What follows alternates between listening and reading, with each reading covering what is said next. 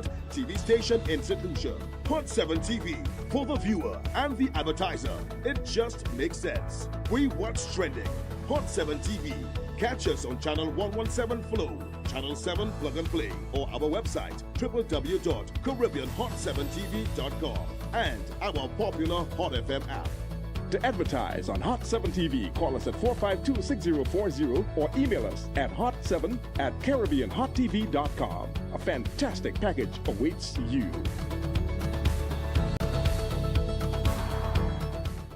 From your desk to your lunch table, whether you're on the job or taking a well-deserved break, get the top stories and breaking news all in one place. Join us Monday to Friday at 12 p.m. for Hot 7 Midday News, bringing you the latest headlines from St. Lucia and around the region. Stay connected, stay informed, only on Hot 7 TV.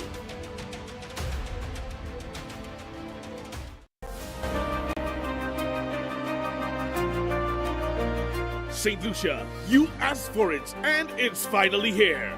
Hot 7 TV is now on Flow, cable channel 117, the first fully high-definition local channel in St. Lucia.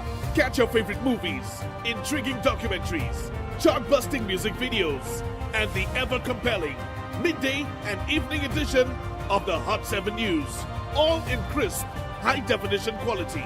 Welcome to what TV should be in this era. Welcome to Hot 7 TV, now on Flow Cable, channel 117. Spread the word.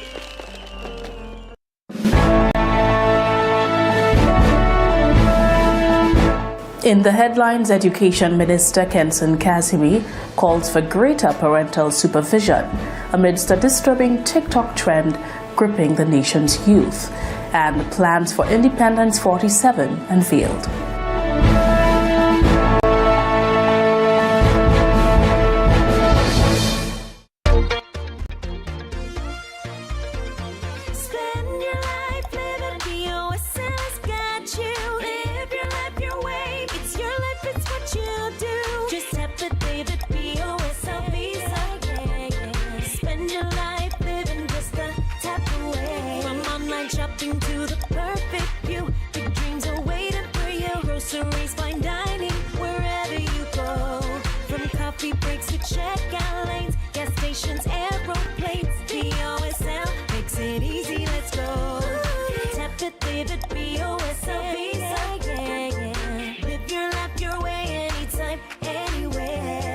Your life anywhere, anytime with your BOSL Visa credit card. Spend your life living BOSL's got you. Live your life your way. It's your life, it's what you do. Looking for the best way to advertise? Stop searching. Hot 7 TV gives you more reach, more impact, and more value. Get your business in front of the right audience and watch your sales soar. Don't miss out. Call 452-6040 today and take advantage of our exclusive advertising packages. Hot 7 TV, smart advertising for smart businesses.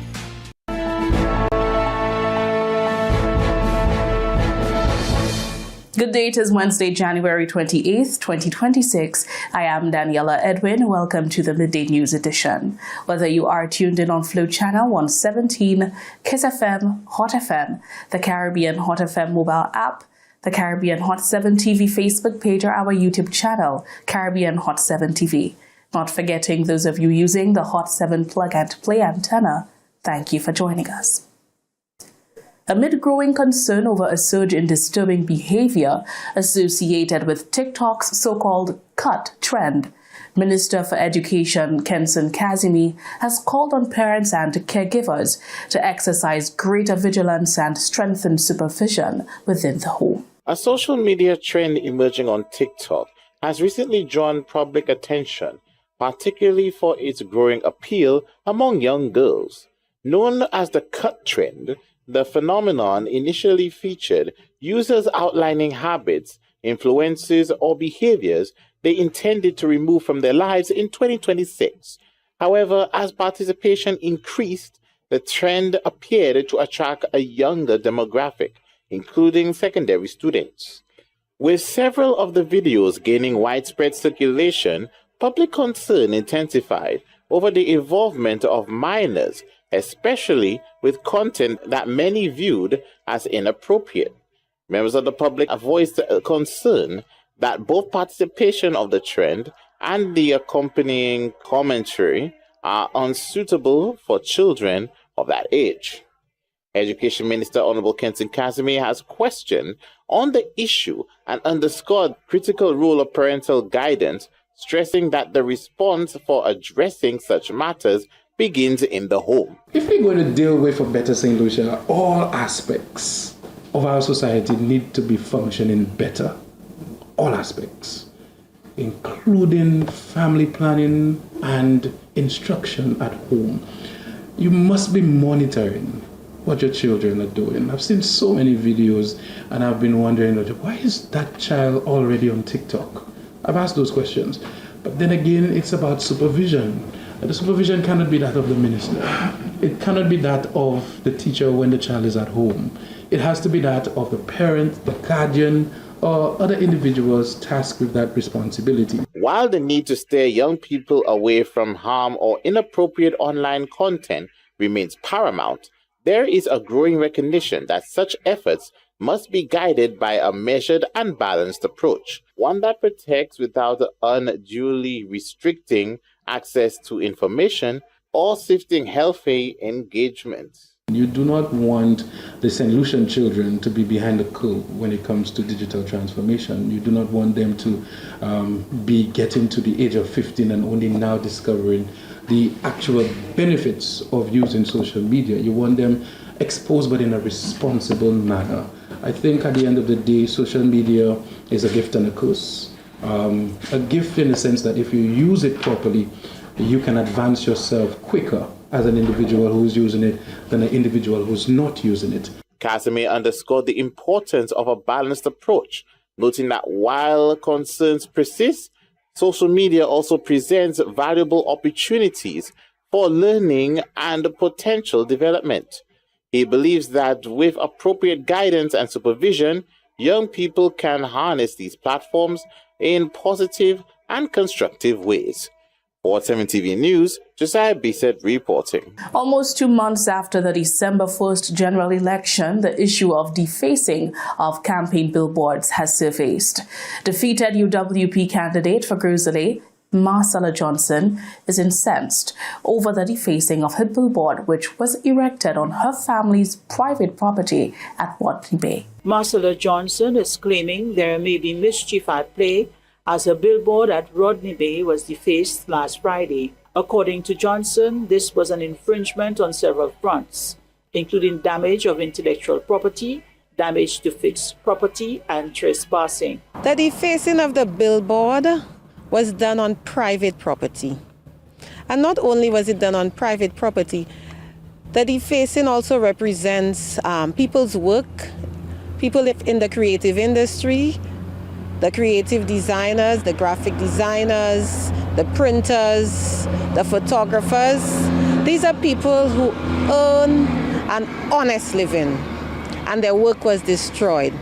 So people's work need to be respected. People's private property need to be respected, and the rule of law. Johnson stated that having reported the matter to the police, she believes that due process will occur, as she has every confidence in the Royal St. Lucia Police Department. I will not speculate, but I will trust the police to do their work, so leave it in their hands. What is important is that people's private property needs to be respected, the law needs to be respected, and people's work needs to be respected. It is their livelihoods. The persons who created this billboard, this is a work of art, and their livelihoods must be respected. The relevance of billboards such as these still being up months after elections is a subject of discussion and debate.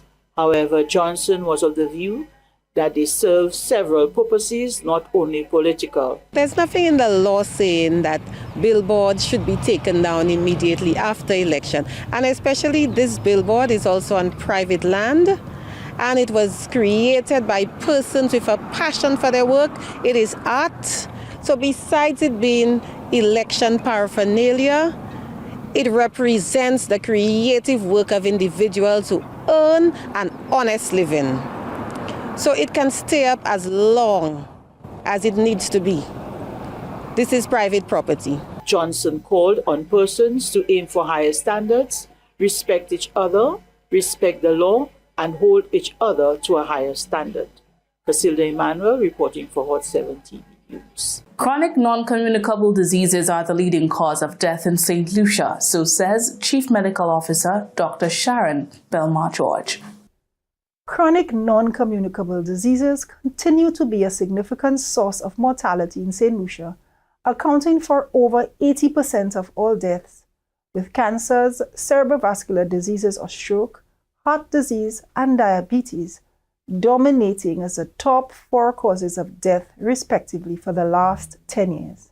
The chief medical officer disclosed that violence and motor vehicular accidents are putting a tremendous amount of strain on the island's health systems. The increasing impact of violence and injuries due to crime and motor vehicular accidents on the hospital system and the blood bank resources remains of serious concern to the health sector. She disclosed that in 2025, the health system expanded universal health coverage, improved health facilities, and managed many health programs and health conditions, ranging from infectious diseases to chronic non-communicable diseases. In 2025, St. Lucia also recorded international, regional, and local collaborations and medical missions. This is the Hot 7 TV Midday News Edition. There's more after the break.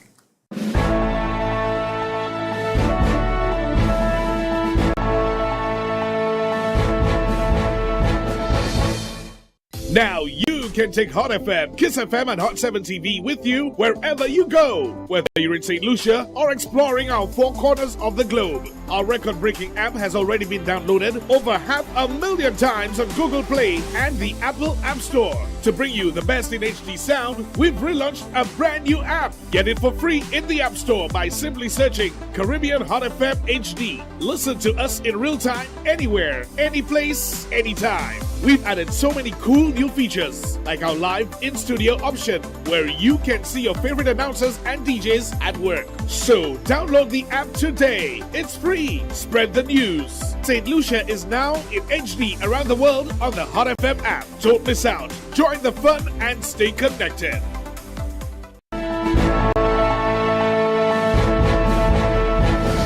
Welcome back.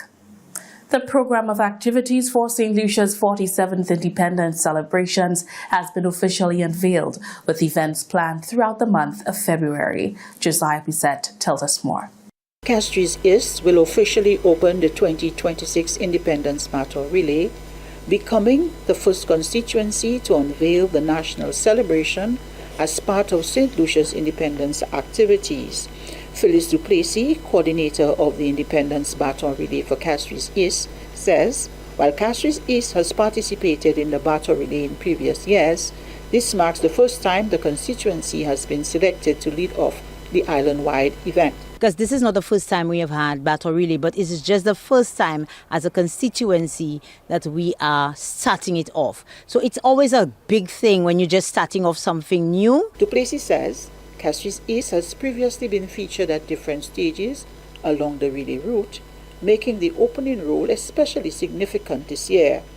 Preparations for the opening are already well advanced, with organizers confirming that logistical planning is ongoing. So far, we are prepared. As a matter of fact, today we just came in to watch the logistics of the opening, where we're going to have it, how we're going to set it up, and we are on the ball. This year's Castries East leg of the battle relay will also place special emphasis on recognizing community members whose contributions have gone largely unnoticed over the years. We are featuring persons in our community who have contributed and who have not been recognized. So what we're going to do, we are going to recognize these persons, whether they are alive or they are dead, they have gone to the great beyond, we are going to feature them. Residents of Castries East, including schools, parents, former residents, and supporters are being encouraged to come out in full support when the constituency opens the 2026 Independence Battle Relay on Wednesday, January 20th at 9 a.m. at the James Belgrave Multipurpose Complex. Casilda Emmanuel reporting for Hot 7 TV News. The St. Lucia National Day Committee in New York is preparing to host its second annual Independence Walk in celebration of the island's 47th anniversary of independence. The event, slated for Saturday, February 21st, 2026, will be under the patronage of the St. Lucia Consulate in New York. St. Lucians residing overseas are set to join in the nation's 47th independence anniversary celebrations. In the show of national pride, citizens in the diaspora are prepared to display their colors during the second annual Independence Walk organized by the St. Lucia National Day Committee under the patronage of the Consulate General of St. Lucia in New York. The event is scheduled for Saturday, February 21st, 2026. The St. Lucia National Day Committee, under the patronage of the Consulate General of St. Lucia in New York, presents the second annual Independence Walk to celebrate the 47th anniversary of St. Lucia's independence. This shall be held on February the 21st, 9 a.m. The location is Prospect Park, the meeting point, Ocean Avenue and Parkside Avenue. The destination is, we are walking to the St. Lucia House located at 438 East 49th Street. This national observance is intended to unite St. Lucia across the diaspora, along with friends and supporters of St. Lucia, in a public demonstration of unity and national pride. The event forms part of the committee's ongoing program of activities commemorating St. Lucia's independence and celebrating the nation's heritage. This is part of the official Independence Day, 47th Independence Day program of the diaspora in New York. Why walk? We are walking to show solidarity, pride, unity, St. Lucian culture on parade in New York. We are inviting all diasporas, not only St. Lucians. Anyone can come and join us. We're going to have fun.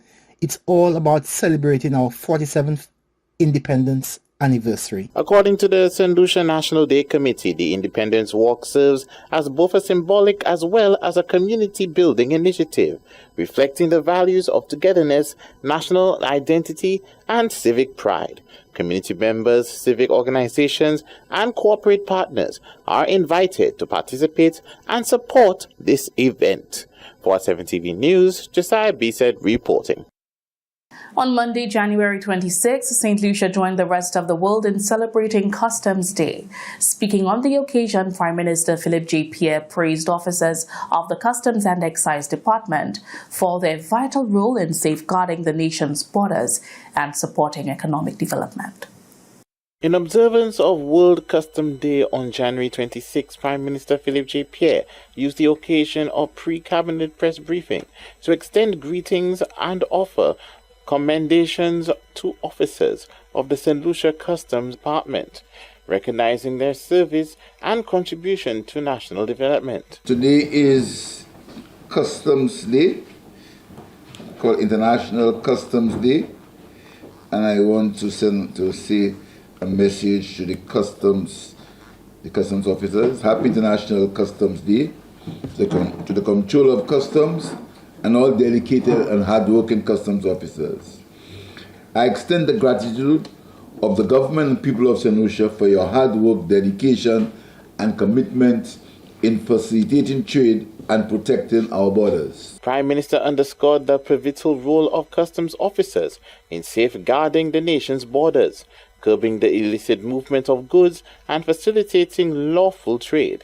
He said their work is central to strengthening national security, and while simultaneously contributing to economic development through effective revenue collection and the regulation of trade. This day serves as an important reminder to the rest of society of the important role of the St. Lucia Customs and Excise Department plays to maintain an environment that promotes international trade and border security, which contributes to our nation's economic growth and prosperity.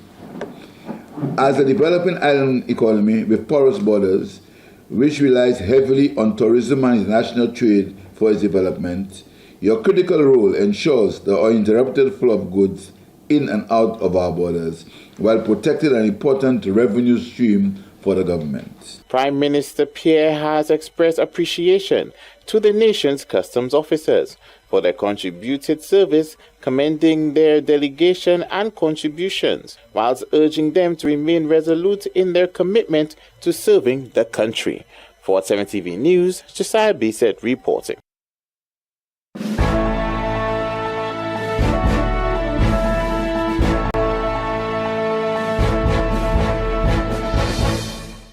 From your desk to your lunch table, whether you're on the job or taking a well-deserved break, get the top stories and breaking news all in one place.